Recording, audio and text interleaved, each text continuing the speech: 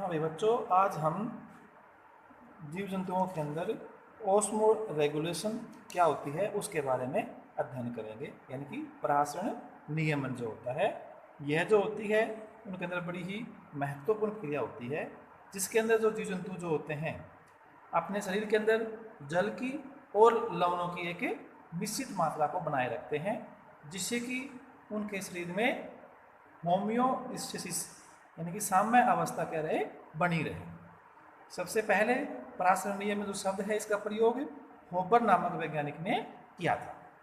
तो इसको हम ऐसे भी समझा सकते हैं कि the process in which an organism regulates the water and electrolytic balance in its body to maintain homeostasis. तो ये जो होम्योस्टेसिस होती है इसको बनाए रखने के लिए इनको ये चीज़ करनी पड़ती है। तो हमारे अंदर भी ओस्मो रेगुलेशन के लिए कुछ ओस्मो रिसेप्टर्स होते हैं जो कि हमारे हाइपोथैलेमस और जो किडनी होती है ये वहाँ पर उपस्थित होते हैं, और ओस्मोसिस क्रिया जो होती है, ओस्मो रेगुलेशन जो होता है उसको बनाए रखते हैं। सभी जीवों के अंदर इनकी एक निश्चित मात्रा होती है, साल्ट की भी और वाटर की भी, ज़्यादा भी नहीं हो सकती और कम भी नहीं हो सकती, तो उसका एक बैलेंस सा बना हुआ रहता है। तो जो जीव जंतु जो होते हैं उनको हमने दो प्रकार से हम जो दो बांटते हैं। एक को हम कहते हैं ओस्मो कन्फर्मर्स और एक को हम कहते हैं ओस्मो रेगुलेटर्स कहते हैं। तो ये जो क्लासिफिकेशन होता है ये इसके आधार पर है कि जैसे कि जो ओस्मो कन्फर्मर्स होते हैं इनके अंदर जो इनके शरीर का जो ओस्मोटिक प्रेशर होता है, दबाव होता है, ये जो होता है इसको ये रेगुलेट नहीं करते। ये जो बाहरी जो वातावरण में जो ओस्मोटिक प्रेशर होता है उससे ये मैच करते हैं, उसके बराबर अपने आप को रखने की कोशिश करते हैं, सराउंडिंग के अंदर होते हैं। ठीक है, इनका सेम होता है जैसे कि होता है, इसलिए ये जो जीव जो होते हैं मोस्टली आइसोटोनिक भी होते हैं। लेकिन अगर इनके बाहरी वातावरण में चीज़ होता है तो इनके अंदर भी क्या होता है, वो चेंज हो जाता है। तो इसके अंदर जो होते हैं मोस्टली जो मैराइन इन्वर्टिब्रेट हैं जैसे कि स्टार फिश हैं, जेली फिश हैं, वो आते हैं। ठीक है, तो दे कन्फर्म्स आइदर थ्रू एक्टिव और प्रोसेस मीन्स के द्वारा क्या होते हैं वो उससे कन्फर्म होते हैं। नेक्स्ट आते हैं ओस्मो रेगुलेटर्स। तो ये जो ओस्मो रेगुलेटर्स होते हैं जैसे कि नाम में सिद्ध होता है रेगुलेट करते हैं, तो ये जो जीव जंतु होते हैं ये ऐसे ऑर्गेनिज्म होते हैं जो कि अपना जो ओस्मोटिक प्रेशर होता है उसको इंडिपेंडेंट रखते हैं सराउंडिंग के प्रति। इनका ओस्मोटिक प्रेशर क्या होता है, फिक्स होता है, सराउंडिंग में से कम हो चाहिए ज़्यादा हो, तो इसे हम बोलते हैं ओस्मो रेगुलेटर्स। और जो रेगुलेटर होते हैं उसके अंदर जैसे कि हम आते हैं और मोस्टली जो वर्टिब्रेट्स हैं, इनवर्टिब्रेट्स भी उसमें आते हैं, लेकिन मोस्टली वर्टिब्रेट्स आते हैं जो कि ओस्मो रेगुलेटर्स के रूप में काम आते हैं। तो ये जो रेगुलेटर्स होते हैं इनको इस काम के लिए ज़्यादा एनर्जी खर्च करनी पड़ती है, इसलिए वो जो छोटे जीव होते हैं वो ज़्यादा एनर्जी खर्च को सहन नहीं कर पाते, इसलिए वो ओस्मो कन्फर्मर्स होते हैं। ये चीज़ें हमने पहले भी पढ़ा था कि जो बाह्य वातावरण में उपस्थित लवणों की सांद्रता के आधार पर जो भी जीव जंतु होते हैं वो 3 प्रकार के होते हैं। मतलब यहाँ पर हमने बाह्य जो वातावरण है उसमें लवणों की सांद्रता ली है, तो उसके और एक जो जीव जंतु है उनका बॉडी फ्लूइड है, और इनके अंदर जो कंपेरिजन करते हैं उसके आधार पर हमने 3 प्रकार के जीव जंतु हम बांट सकते हैं, 3 प्रकार के वातावरण भी हम कह सकते हैं, जो भी इसमें कह सकते हैं। तो जैसे कि सबसे पहले होता है संप्रासरी, आइसोटोनिक होता है। इसके अंदर क्या होता है कि उस जीव के देह में और उसके बाहर जो सराउंडिंग होता है उसका ओस्मोटिक प्रेशर क्या होता है, सेम होता है, यानी कि उसमें पानी और जो लवण होती है उनकी सांद्रता क्या होती है, सेम होती है। तो इसमें एक होम्योस्टेसिस की अवस्था या इक्विलिब्रियम की अवस्था क्या होती है, बनी रहती है, और लगभग नेट मूवमेंट जो होता है यहाँ पर कुछ भी नहीं होता है। तो ये लगभग आइसोटोनिक कहलाते हैं। अगला आता है अल्पप्रासरी। अगर हम इसकी तुलना में लेते हैं, बाह्य वातावरण की तुलना में लेते हैं, तो इसका मतलब क्या हुआ कि बाह्य वातावरण के अंदर साल्ट की मात्रा कम है और उस शरीर के अंदर क्या है, उस शरीर बॉडी के अंदर क्या है, साल्ट की मात्रा ज़्यादा होगी, तब उसे हम क्या बोलते हैं, अल्पप्रासरी। हमने अगर बाह्य वातावरण लिया है और इससे पूछ आएंगे फ्रेश वाटर जो होते हैं तो वो जीव क्या होते हैं, अल्पप्रासरी होते हैं। अगला आता है अतिप्रासरी। ये वो जीव होते हैं जिनके अंदर बाह्य वातावरण के अंदर जो अति प्रासी होते हैं उनके अंदर बाह्य वातावरण के अंदर लवण की जो सांद्रता होती है वो ज्यादा होती है, और इनके शरीर के अंदर क्या होती है, लवण की सांद्रता कम होती है। तो इन्हें आप क्या बोलते हैं, फिर अति पराश्रयी होते हैं। और ये जीव जंतु वो होते हैं जो कि समुद्री जो जीव जंतु जो होते हैं, मेराइन वाटर में जो भी मिलते हैं, वो सभी जो होते हैं इसी कैटेगरी के अंदर वो आते हैं। तो यहाँ पर ये ऑस्मोटिक प्रेशर जो होता है ये बहुत ही महत्वपूर्ण होता है। तो ये जो ऑस्मो रेगुलेशन होती है इसकी क्या मैकेनिज्म है कि किस क्रिया के द्वारा जो होते हैं जीव जंतु जो होते हैं अपने बॉडी के अंदर इसकी मात्रा को मेंटेन रख सकते हैं। इसको हमने 3 पॉइंट से बांटा गया है, फ्रेश वाटर एनिमल्स में, मैराइन वाटर में और टेरेस्ट्रियल के अंदर आता है। तो इसमें सबसे पहले जो है फ्रेश वाटर एनिमल आते हैं, यानी कि सवर्ण जलीय जो जीव जंतु होते हैं वो होते हैं। तो सवर्ण जलीय जीव जंतु जो होते हैं फ्रेश वाटर के अंदर ये जीव जंतु आते हैं। तो इसको हम बिल्कुल आराम से समझ सकते हैं। आप ये फ्रेश वाटर कोई भी मछली समझ लीजिए, ठीक है। ये फ्रेश वाटर जो है मछली है,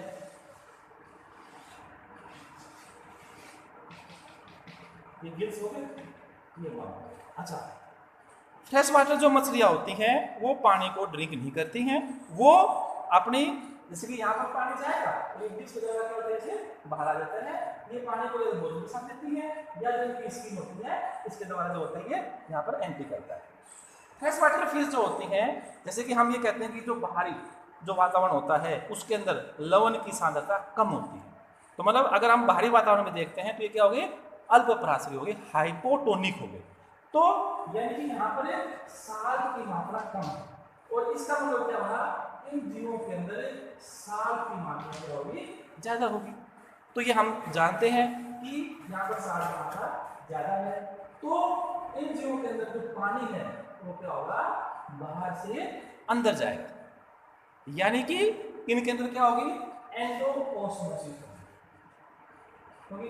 यहाँ से यानी कि इसके अंदर जो है साल्ट ज्यादा है अंदर, तो ऑस्मोटिक प्रेशर भी ज्यादा होगा, इसलिए जो पानी का मूवमेंट जो होता है वो बाहर से अंदर की साइड में इसमें होगा, और ये होगी एंडोऑस्मोसिस, ये प्रक्रिया होगी। तो ये इनके अंदर पानी अंदर चला जाता है। तो ये जो जीव जंतु होते हैं, तो फ्रेश वाटर जो जीव जंतु होते हैं, इनका मुख्य कार्य क्या होता है कि जो अंदर जो ये जल आया है इस जल से निपटारा करने के लिए, तो इस जल से निपटारा करने के लिए तो इनके लिए क्या होते हैं, कुछ तो क्या होते हैं इस जल को स्टोर कर लेते हैं अपने अंदर कुछ भी प्रकार के सेल बना के, और कुछ जो होते हैं इस जल को बॉडी से बाहर निकाल देते हैं।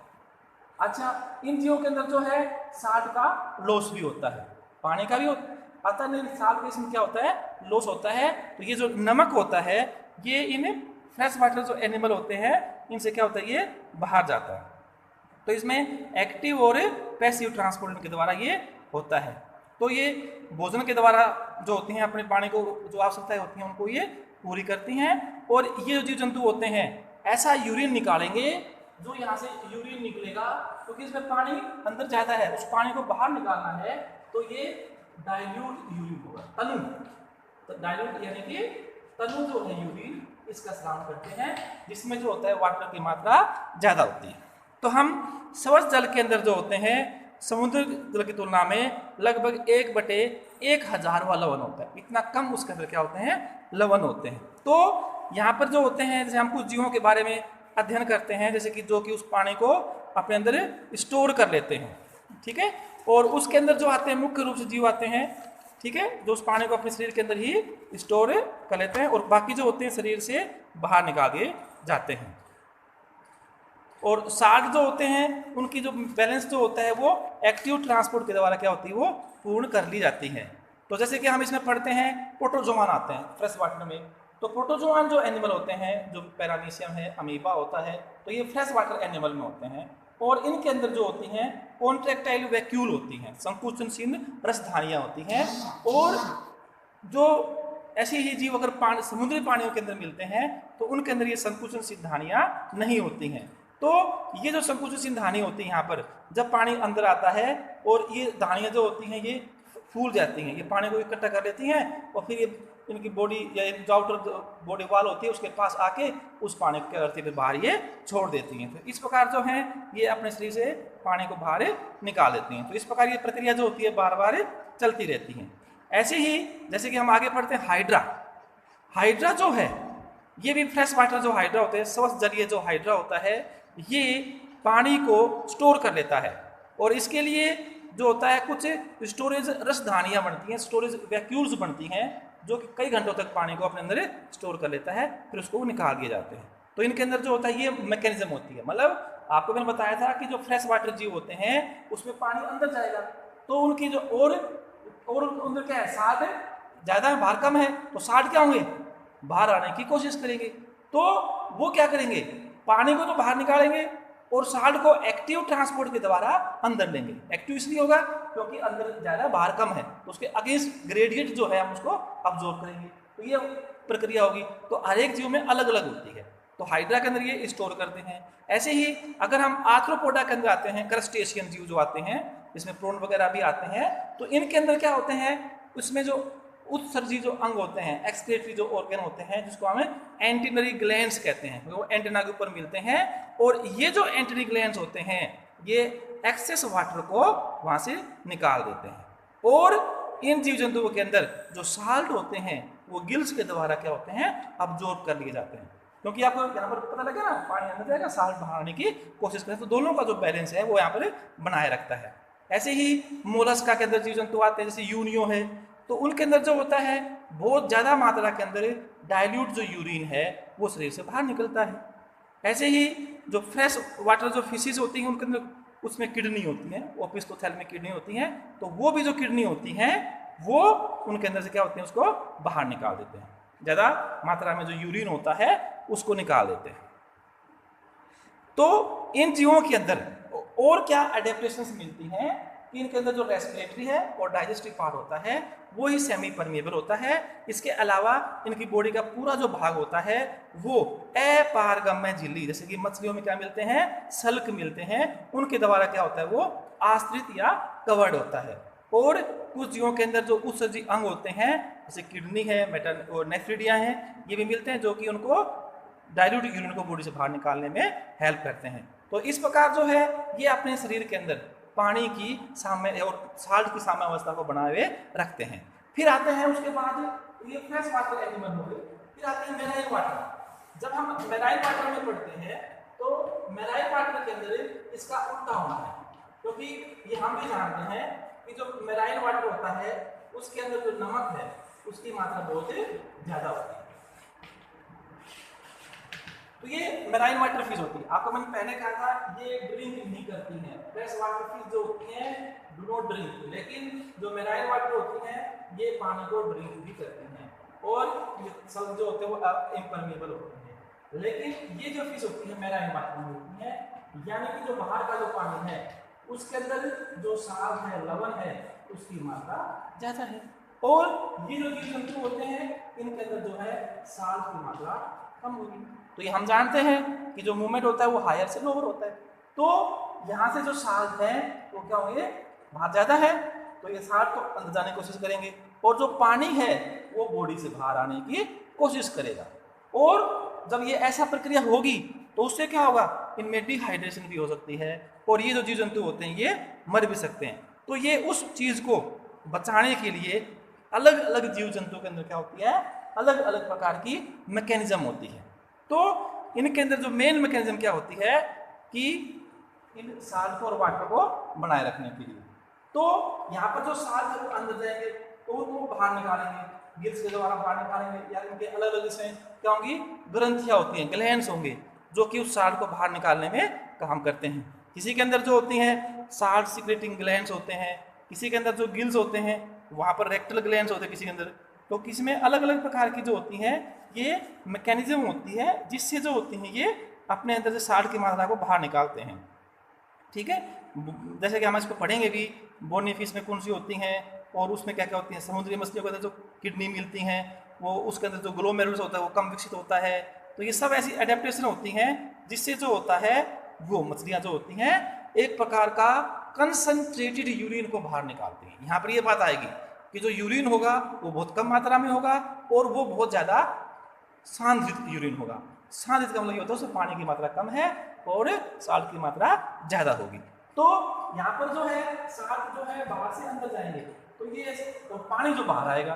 तो इन जीवों के अंदर जो होता है अलग अलग जीवों के अंदर कौन कौन सी वो मैकेनिज्म है जिससे कि ये वाटर को कंजर्व करती हैं और एक्स्ट्रा साल्ट्स को बाहर निकालती हैं। तो इसमें जैसे कि हम पहले पढ़ते हैं हैगफिश है।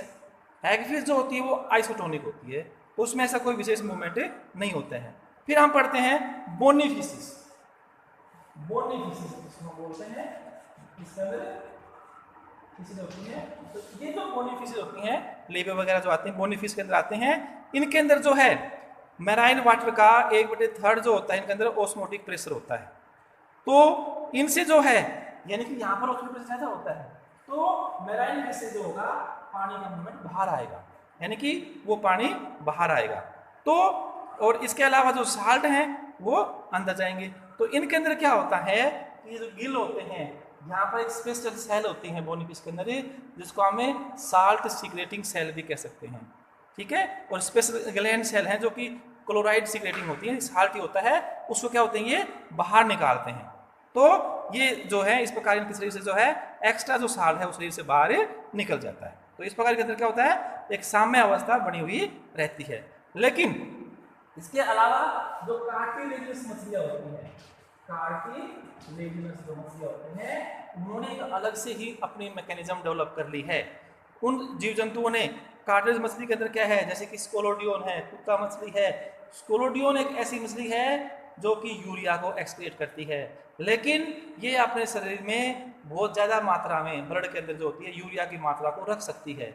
और वैसे तो वो बहुत ज़्यादा टॉक्सिक होता है लेकिन इन्होंने अपने आप को ऐसे अडेप्ट कर लिया है कि यूरिया को और ट्राई मिथाइल अमाइन ऑक्साइड को कुछ जो जीव जंतु होते हैं जो कार्टिलेज जो मछलियाँ होती हैं उनके अंदर ये केमिकल ये जो साल्ट जो होती है वहाँ पर बॉडी में ये स्टोर रहेंगे। तो अगर ये tri methyl oxide amine oxide है या ये यूरिया है जिनके बॉडी के अंदर ये रहता है तो इनका ऑस्मोटिक प्रेशर जो होता है समुद्र के बराबर रहता है और इसलिए ना तो इनसे पानी का लॉस होता है और ना ही इनको साल्ट ग्रहण करने पड़ते हैं और इन्होंने अपने आप को इस हिसाब से अडेप्ट कर लिया है। वैसे तो ये जो केमिकल होते हैं बहुत ज़्यादा टॉक्सिक होते हैं और उन जो जीव जंतु के अंदर ये होते हैं उन्हें जो है ये मार भी सकते हैं, लेकिन इनके अंदर जो है ऐसी ये प्रक्रिया होती है।